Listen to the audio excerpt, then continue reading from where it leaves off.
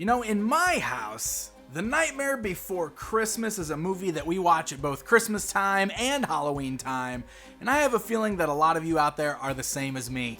Hey guys, I'm Pixel Dan, and today I thought it would be fun to celebrate that in-between holidays time by taking a look at some of Diamond Select's Nightmare Before Christmas action figures.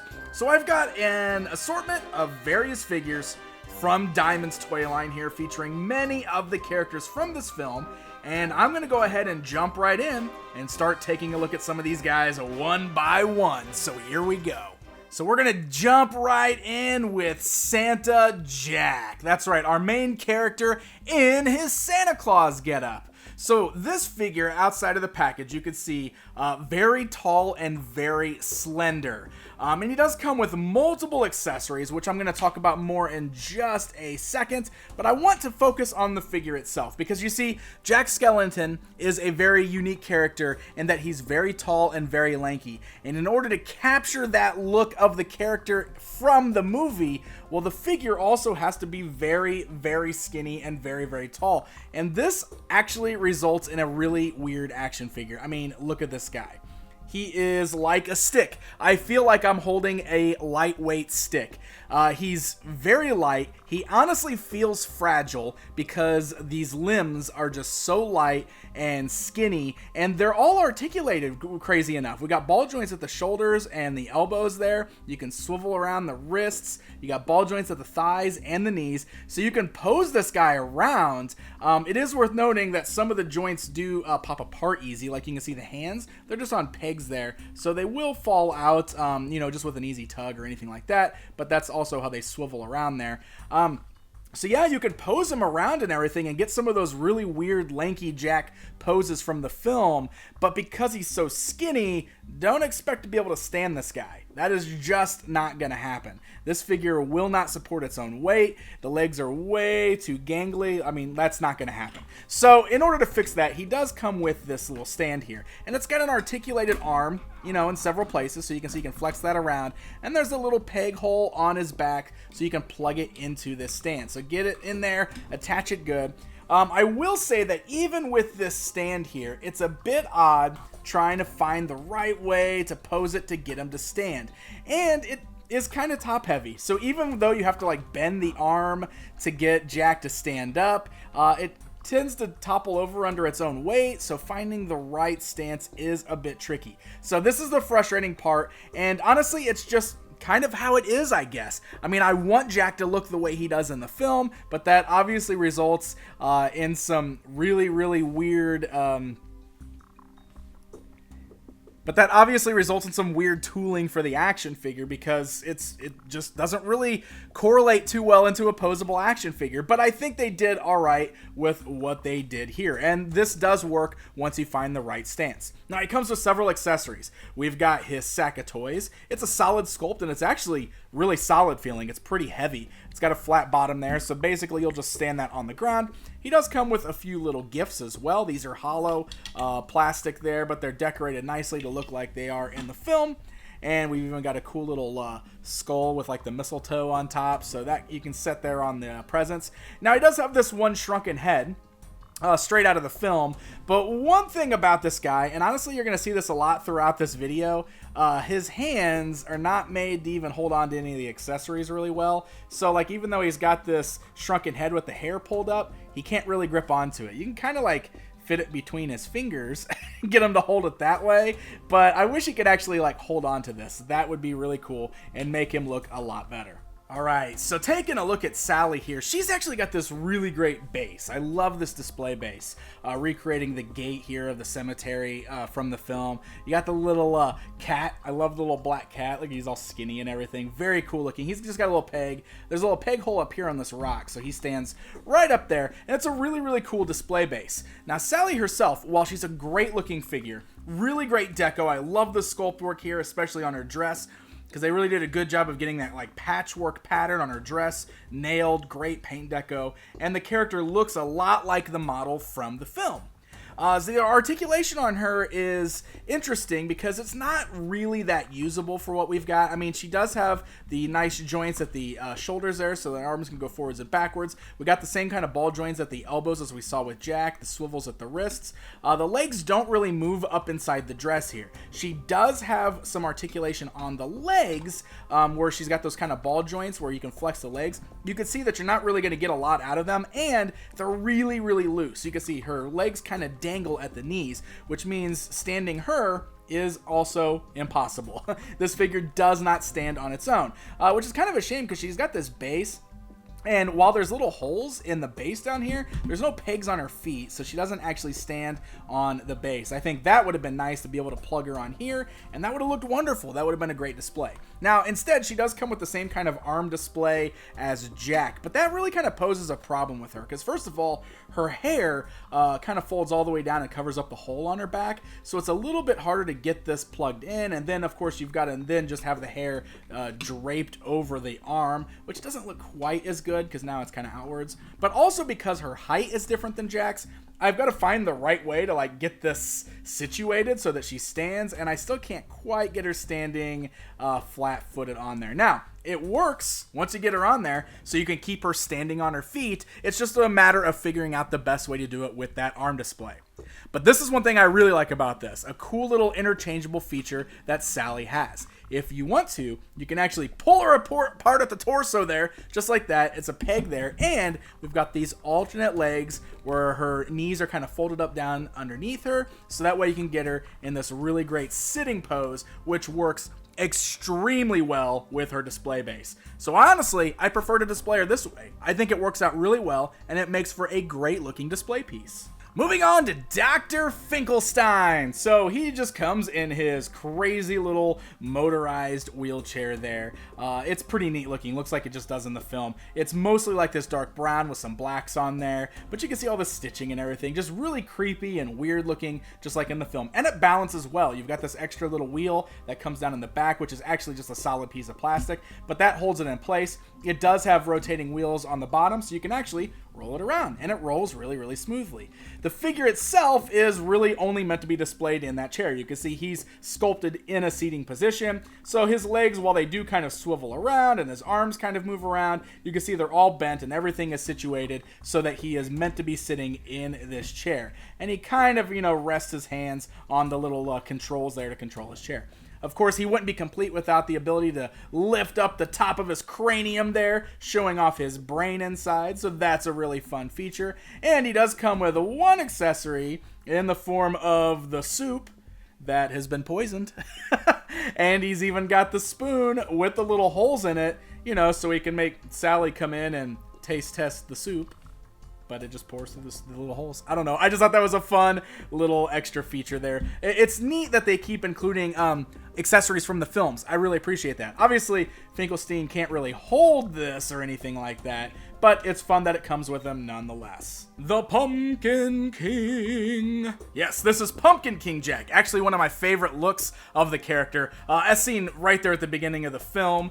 This is a really, really fun looking action figure. So it's very similar to the other Jack. Now, he's a little more bulky. He's not quite as skinny and gangly as the other Jack because he's got like the straw legs, the pants on there and everything. He comes with that same little display, which is the only way you're going to keep this guy standing. So even though he's a little sturdier, he doesn't really stand on his own. He gets very, very top heavy, and his knees are a bit weak, so he doesn't really stand under the pressure of his own weight. So that stand will definitely come in handy. However, the overall sculpt of this guy is wonderful. Love that pumpkin head there. Really cool. Got that creepy look on it. I love the black washing as well. Gives it that gritty kind of dark look that the whole movie really, really has in its tones. And I love it with the blowing kind of wind draped coat there in the back. You got that same kind of wash on the pants all the way down. Got those really long gangly fingers. And he's even got the little sign sticking out of his back that says Halloween Town. Just a really fun figure. I love this one. Now, I will say, like we've seen already with some of the other guys, he comes with an accessory in the form of this torch, which, by the way, I guess you can do it like lit and not lit because it's got like the flame that just like plugs onto the top. This, of course, from the scene where he lights himself on fire at the beginning before turning into his normal clothes. This Jack cannot hold this torch. Not at all. These fingers are actually very soft and kind of gummy, so this torch is actually really weighted and kind of heavy. So even though he comes with it, there's no way I can find to make him hold on to it. And I don't know, I love the accessories. I just wish that the figures could actually hold on to them. Other than that, this is a really great looking figure. The Mayor! Really, really fun looking action figure here. So you can see he's got that tall podium, which is hilarious, right out of the film there. And look at that. You can even check out some of the writing he's got going on there, which is really, really cool. Harry, Werewolf, Wonka. I love that. He's just got the names there. So the Mayor is a really, really fun figure. Now, he's got those small, scrawny little feet. So luckily they gave him this really great clear display stand, because he doesn't stand very good without it, because he's got this big billowy coat that makes him really heavy for those tiny little feet. But this stand works perfect. He plugs on there nice and solid, and then he is a wonderful looking figure. That really tall, skinny hat there. He's not going to have a lot of articulation because of his shape, but they perfectly captured the look of this guy from the film. The arms do kind of roll around at the elbows. You can swivel the hands a little bit there, but the detail is wonderful in the sculpt. I mean, look at how great the sculpt work is in that coat there, with some nice paints on there. He's got the big Mayor badge right there, the little spider bow tie. So really, really fun looking figure. And of course, you'll see this. The best thing about this is he recreates the way the Mayor is in the film by having two faces. So you can actually twist the face around, and you can get whichever face you desire to pose him with. Works out wonderfully, and of course it's a feature you have to have with the Mayor. The Oogie Boogie! Yes, this, of course, very popular character from the film. One of my favorites. The villain, the bad guy. The Oogie Boogie here actually comes just by himself in the package. There are no accessories with this guy. You're joking. You're joking. No, I'm not. There's no accessories. No accessories here. But I think the reason for that is because he's so big and he's so heavy. I mean, this guy is solid. It's crazy. Look at this guy. He's like a big giant rock. That's what he feels like. So I guess because we've got more mass with the figure, we don't have any actual accessories included with this guy. But the sculpt is wonderful here. I haven't really done the scale on these, so let me show you. The Oogie Boogie here tops out at about 8 inches tall, so he's a massive, massive figure. Really, really heavy. You can rotate him at the neck there on the head. You do have kind of like those hinge joints at the shoulders, so the arms can go upwards and slightly up and down and forwards and backwards. Then you can swivel him at the waist there, but that's all you're going to get. But he looks awesome. He's got that brown burlap sack look to him there with the stitching coming down the side, all the wrinkles and folds, really capturing the look of the character from the film. And if you get real close in there and look at his face, inside of his mouth, you can see all the little creepy crawlies that make up his insides. All kinds of colorful little bugs.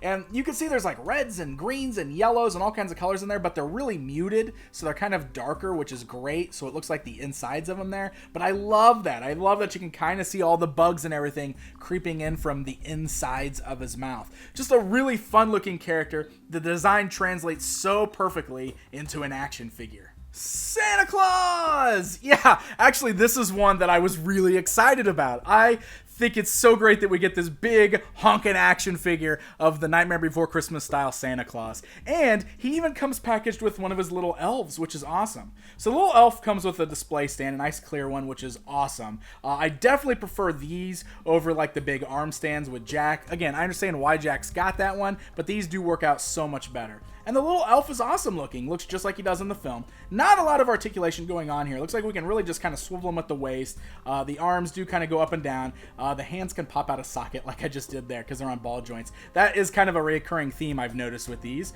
But they pop right back in real easy there. But he's a really cool looking little character. I'm glad that they included him as a little bonus, especially because Santa is so big. This is a massive, massive figure. So height-wise, he's right about 8 inches. Very similar in size to Oogie Boogie. You can see, look at that, lengthwise, he's almost like 6 inches long. Unlike Oogie, he's not as heavy and solid. He actually feels a lot more lightweight there. But actually, because if you look up under his little Santa suit, They actually sculpted the feet and everything on there. He's even got his mistletoe underwear, which is great, and his tiny little feet, which can swivel there. But this right here is actually what keeps him standing, which I think is perfect. That's all we really need. So it's just a really fun looking figure. You're not going to get a lot of articulation here. You can swivel the hands and move the arms up and down at the shoulders. We do have his hat. It doesn't really clip onto his head. It is sculpted to fit a certain way. You can see kind of like the little notches in there that fits over his hair. So you can put it right like that and have the hat sitting on his head. And he does come with his naughty or nice list. Look at that. It's all rolled up, really long, several names on there. Again, he doesn't really hold it good. You can kind of find a way to set it in his hands to keep it there, but it's tough. He doesn't hold on to it very good. But it's a neat little accessory. Just another one of those cases where I wish they could hold onto it a little bit better. But great looking figure. I love that we've got this big, giant, massive Santa Claus in action figure form. One thing worth noting is that several of the figures in the recent waves come with basically collect and connect pieces to build the town square fountain. So I've got some of those pieces here, but I didn't collect enough of them. I still need to pick up, I think, Lock, Shock, and Barrel should pretty much do it for me. But you can see that they've been coming with different pieces for the ground there on the town square. And then the Pumpkin King Jack came with this part of the fountain here. So there'll be another piece that this plugs into and hooks it all up, and we'll make you a really, really cool backdrop piece. And this is awesome. I love this. So I'm definitely going to have to pick up the rest of the figures now because I want to complete this for my display to really kind of flesh it out. I think that'll look really great displayed on the shelf with the rest of the figures. So there you go, my friends, a look at several figures in the Diamond Select Nightmare Before Christmas toy line. While this is certainly not all the figures released, and obviously I didn't build all of the cool dioramas or anything like that, it's still a fun little assortment of figures that gives you a good idea of what to expect with this line here. And really, when you get these guys all displayed together, it's a really nice assortment of characters. And as I said throughout the video, the sculpts are great on these guys. They do a wonderful job of capturing the look of all the characters from the animated movie, and once you get them all displayed on the shelf together, they do make for a very cool, very striking looking display up on your shelf. So special thanks once again to my friends over at Diamond for sending these along so we could get a good look at them all outside of the packaging. These larger select versions are available in specialty and comic shops that carry Diamond products. So happy hunting, my friends.